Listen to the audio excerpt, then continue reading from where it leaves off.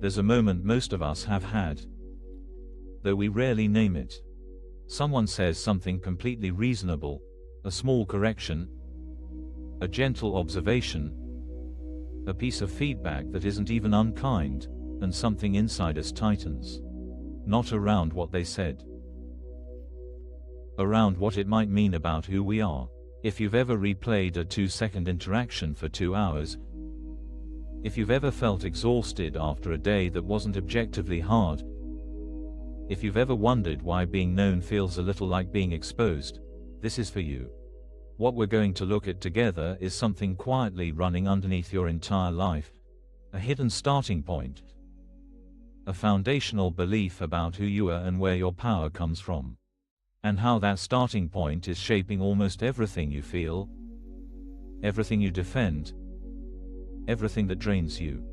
Most of us have built our sense of self on an image we constructed a long time ago, and we're now spending enormous psychological energy protecting that image without realizing that's what we're doing. Stay with me. This isn't philosophy. This is the reason you're tired.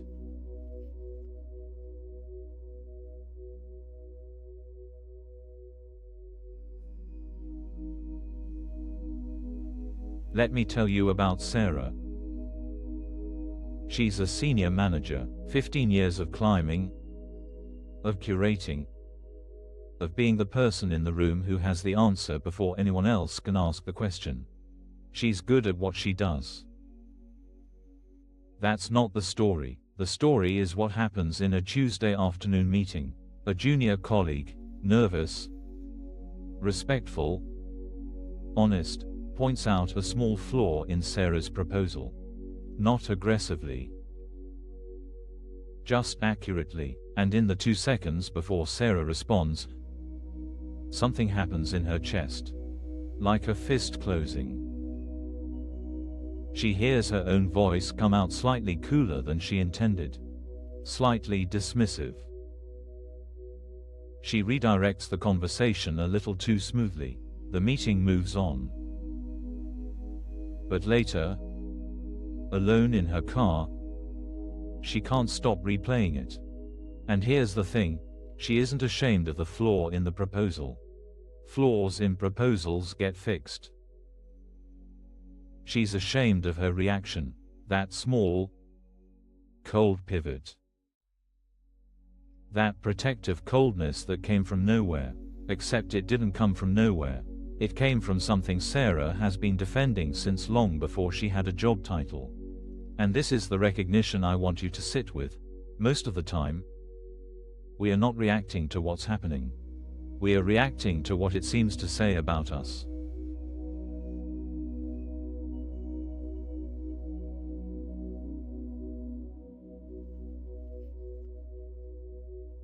Here's a way to see it. Imagine that when you were very young, you built a sandcastle on the beach. And somewhere along the way, you convinced yourself that this sandcastle was your home. Not a game. Not a creation. Your actual, permanent home. Now imagine living the rest of your life that way. Every wave that approaches fills you with terror, not because waves are dangerous, but because you've staked your entire identity on keeping that sand intact. You spend your days watching the tide, reinforcing walls, turning away anyone who gets too close, in case they knock something over. You become skilled at defense. You become an expert at anticipating threat, and you have no idea you're doing any of it, because at some point, guarding the castle just became what living felt like. That sandcastle is the self-image. It's the story about who you are, competent, likable, in control, the one with the answers, the good one, the strong one, the together one, whatever your particular version is. And it isn't you. It's something you constructed and were then hired to guard, without ever really being asked if you wanted the job.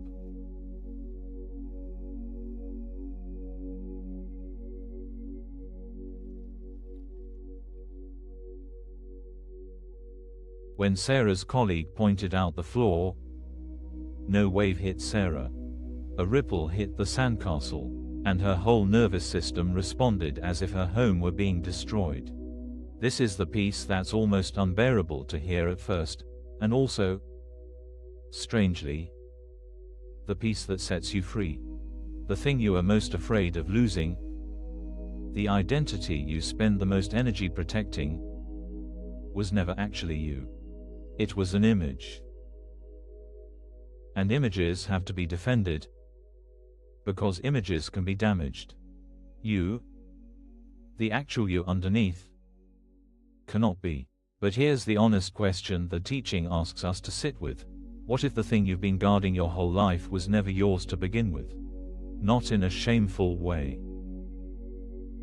In a relieving way. What if that voice that says, "They can't see me get this wrong," is not protecting you? It's protecting a costume you've been wearing so long you forgot it comes off.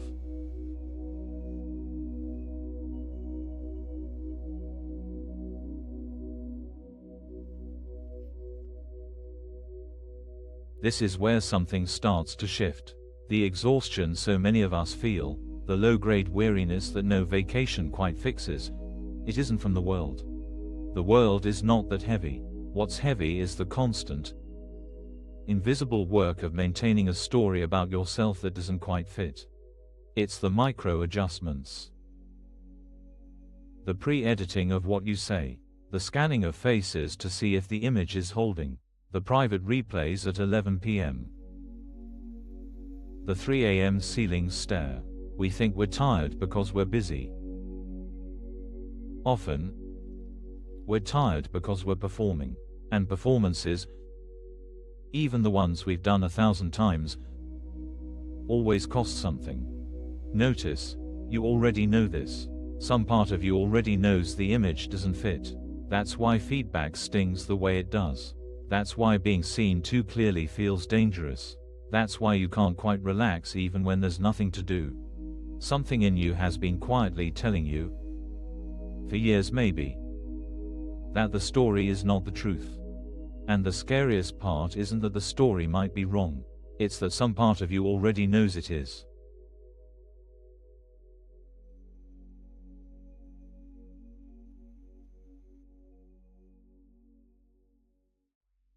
So what does it actually look like to stop defending? It's not dramatic. Sarah doesn't quit her job. She doesn't announce anything. What happens, over time, is smaller and much better than that. The next time a colleague points something out, she notices the fist in her chest, and instead of following it, she pauses. Half a second. Just long enough to realize, this isn't a threat to me. This is a threat to an image of me, and I don't actually have to defend that image right now. And she responds instead of reacting. She says, "You're right.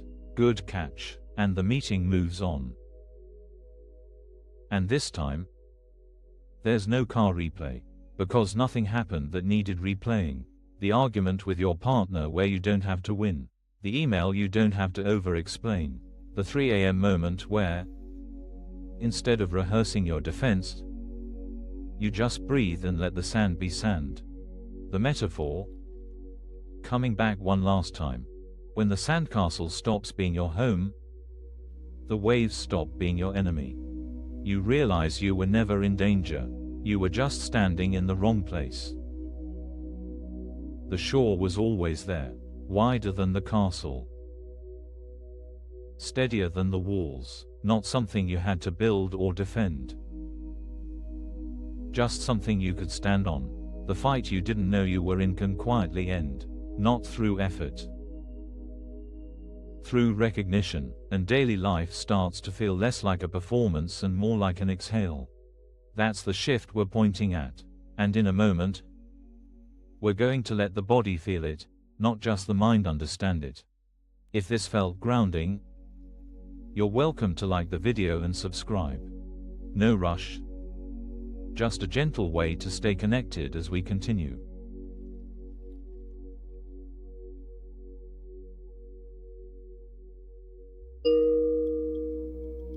Let's take a few minutes to let this settle. Not to think about it, just to feel it. Find a position where your body can be held. A chair, a cushion, somewhere your weight can rest. Let the shoulders drop a little. They've been holding something for a long time. Let the jaw soften. The forehead, the small muscles around the eyes, and just notice the breath. You don't have to change it, just notice it arriving and leaving, arriving and leaving. Nothing to perform here, no one is watching. No image to maintain. Notice, if you can, any small place in the body that's been guarding something today. The chest, the stomach, the throat. Somewhere holding on. You don't have to make it release. Just let it be noticed. Being noticed is often enough. And if it helps, remember the shore, the wide, steady ground beneath the castle, the part of you that was never actually in danger. You are not the story you've been defending. You are the one who was quietly here the whole time. Underneath it. Breathe into that. There is nothing right now that needs your protection. Nothing to explain. Nothing to fix. Nothing to prove. Just this breath, and the one after it. Let the effort of being someone rest for a moment, just for a moment. And notice, you're still here, without the effort. You're still here. Rest in that. If a thought comes, let it come. If it goes, let it go. You are not what passes through. You are what remains, and the part of you that remains has never needed defending. Stay here as long as you like. When you're ready, let the breath deepen a little. Let the fingers move, the eyes open, softly. And carry a little of this steadiness with you into whatever comes next. Not as a performance. Just as you. Thank you for being here and practicing together. If you'd like, you can find a free digital ACIM resource in the description. And if you want to mark the moment, a simple comment such as, "I am grateful," is welcome. Thank you for staying with me through this. It takes something to sit with these questions honestly. And the fact that you're here means something in you is already ready. Be gentle with yourself in the hours after this. The old habits of defending won't vanish today. And they don't need to. Noticing them is already the shift. Take care of yourself. I'll see you soon.